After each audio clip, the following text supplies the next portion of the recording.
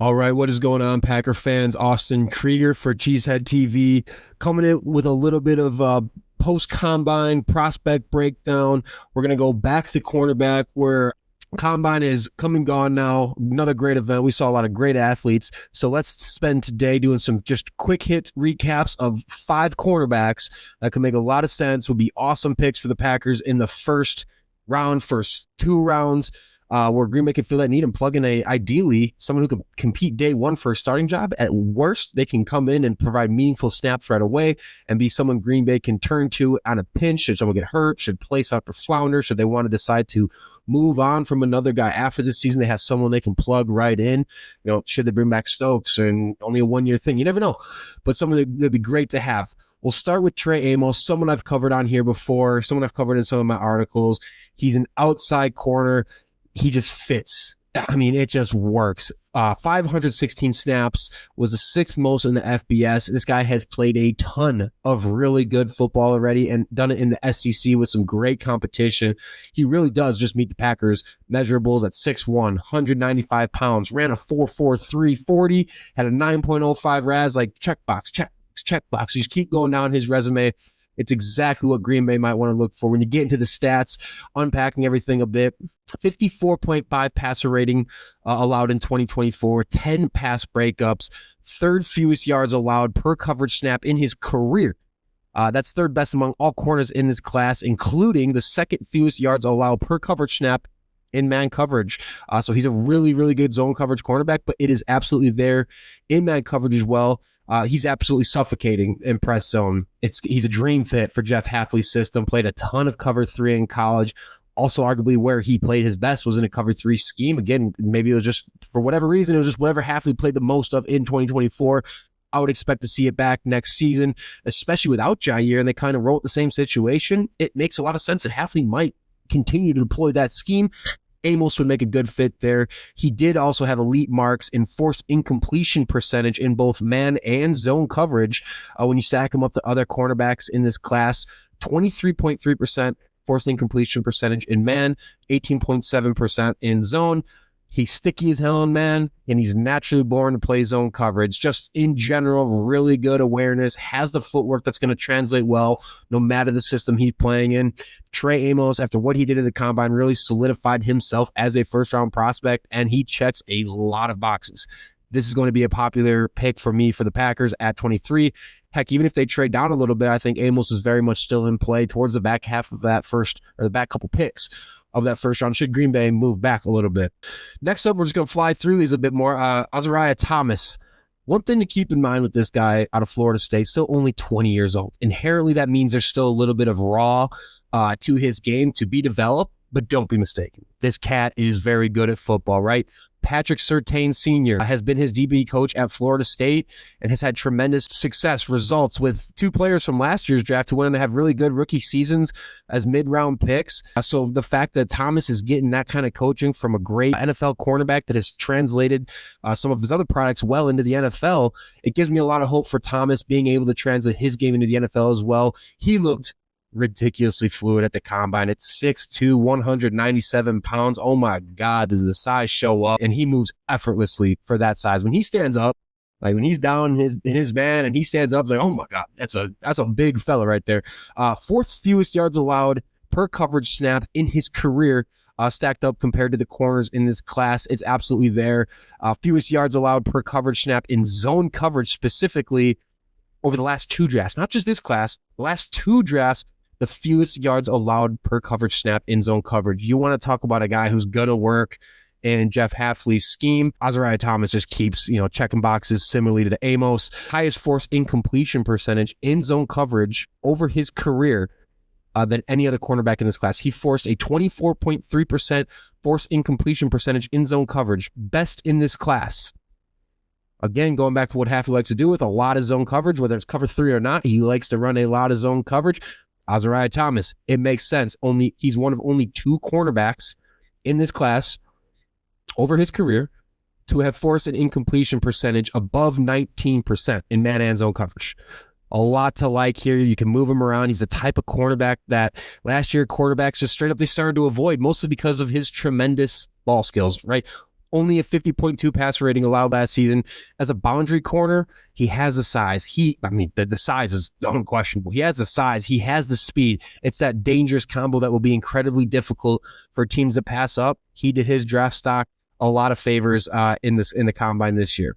Next up, we'll jump to a name, Benjamin Morrison. He's kind of taken a hit. He's definitely, he should be a guy who goes in the first 15 to 20 picks, no doubt. He has the size and athleticism that Green Bay is going to look for, 6 foot, 190 pounds. But he had the 2024 hip injury. Is just for sure something to have to consider and probably going to send him a little bit down the draft boards. But that's the kind of guy you want, right? He has a 3-year history of starting. He has 3 years of starting experience, and it's not like there's this long, worrisome injury history there. Every player is going to get hurt at some point in the career. A hip injury for a corner, obviously it's not ideal, but he's been cleared to play for over a month now, and he will be doing private showcases for teams going forward. So at that point, I'm not really worried here anymore with Benjamin Morrison. He's had a hell of a career with 9 interceptions, 18 pass breakups over the 31 games he's played. What pops is that he's just very physical at the catch point, and he's just instinctual as hell. It also does not hurt that he's very effective in the run game. Love that about him. Lowest passer rating allowed when targeted over his career among all the other cornerbacks in this class. The lowest passer rating allowed when targeted. That is alone just something to, a reason why he's initially been considered a top 15 pick in this class. Only cornerback in this class actually to allow lower than a 50 QB rating in both man and zone coverage over his career. He's legit in press or off ball. He's going to work in either scheme. Something to take note of. He had a very good, I think he got burnt once in 2023 against Marvin Harrison, but after that one play, he turned out a hell of a performance covering and locking down Marvin Harrison Jr. in 2023. He's never going to be the biggest. He's never going to be the fastest. He is just a damn good football player.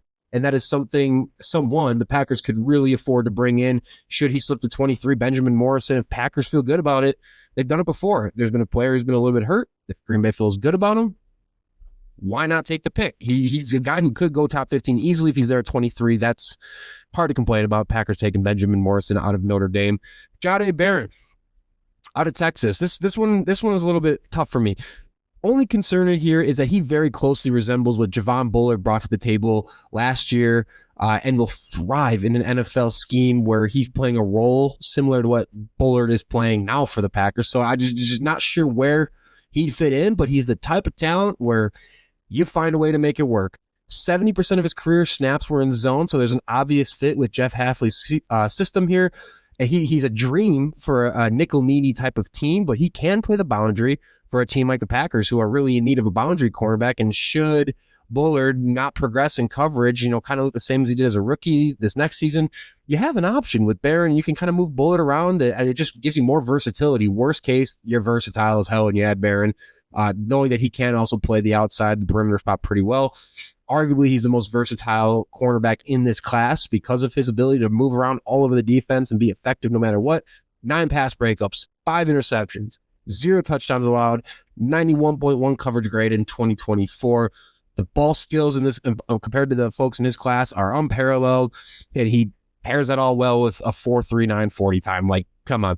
Fewest yards per coverage snap allowed over his career when you stack him up to any other cornerback in this class. That's going to also include the second fewest yards allowed per coverage snap in man coverage over the last 2 draft classes. Like, Jade Baron's not like a one-hit wonder. He is consistently really damn good at playing in coverage. A 29.9 QB rating allowed in man coverage over his career. Also had a 91.5 coverage grade in zone last season. This guy does it all. He very well, outside of Travis Hunter, if you consider him, whatever he's going to end up going to the league as, Will Johnson's obviously a very good candidate to be the first true corner off the board, in the sense if he doesn't play receiver too. Baron could very well also be that first guy off the board and actually kick Will Johnson back. I don't think that's happening. Not going to cover Will Johnson here. Would love Will Johnson in Packers colors, no doubt. But Baron, wow, his game, there's a lot to love about it. The fit part is where I'm a little concerned, but I think Green Bay will be able to find a way to make it work for him on the perimeter. And then finally, a guy who's just been really rising up boards, he didn't really start high because of his experience or lack thereof. Darien Porter, Iowa State, 6 seasons at Iowa State and not having a productive one until his last season here in 2024 after he recently had made the move over to cornerback, converting from wide receiver. Obviously concerning that he's only got 1 year of this. He's kind of older. That's fine. Only 1 season of production, but look, here, man. Everyone's drooling over this guy for good reason. He's 6'2", just a tack under 200 pounds. A 4.3 40, my God. At his size, a 4.3 40, it's like putting Christian Watson up to cover Christian Watson. Like, this is essentially what you're getting in terms of the size, the traits. Just unreal measurables for an outside cornerback. Again, just a small sample size, but in that sample size, and among cornerbacks in this class, has the 4th lowest passer rating allowed when targeted and 5th fewest yards per coverage snap allowed over his career. Add on to that, only a 4.7 passer rating allowed this last season. 4.7. That's absurd. That is absurd. He had the lowest quarterback rating allowed in zone coverage among all cornerbacks in this class, 26.3 rating allowed there. I mean, the QB rating there is just, that's incredible. He did get diced up a bit in man coverage. He did allow 115 QBR or quarterback rating allowed there in man coverage. So that's the part of where I'm a little bit concerned, especially for a converted wide receiver who really uses his experience as a converted receiver to his advantage, right? His strengths are that he reads routes really well. He's very good at locating the ball, and he stays in phase well just because he's playing with that mindset of a receiver. So the man coverage thing is definitely a little bit of a drawback for me with Darien Porter, but the upside is absolutely there. He's definitely raw in the sense of he needs more time to play cornerback, but what we saw in a small sample size is already really, really good. The measurables are really, really good. He breaks up a lot of passes with his size. He's just around the football, catches well. There's a lot of opportunity to turn Darien Porter into a very good pro football cornerback. Probably a second-round pick, let's be honest. That's where he's better suited. Second, third round, not exactly sure where he's going to go. But the combine also did him nothing but favors. He's going to keep flying up boards and probably finish strong. These are kind of 5 guys the Packers should definitely have their eye on. Should cornerback be something they want to look to address in the first 2 rounds if they don't make a move in free agency? Even if they do, they might. But these are 5 really good names. I'll throw Maxwell Harrison in there. I know there's a lot of concerns about his size, but the production and what he did at the combine only is helping his stock rise. Wouldn't be surprised to see Maxwell Harrison as another name the Packers could absolutely be looking at. There's 6 cornerbacks here, right? In the first 2 rounds, that would be home run picks for the Packers. You can even throw Quincy Riley in there. But there's a lot of options for Green Bay to make a difference to their cornerback room in the first couple rounds of this draft.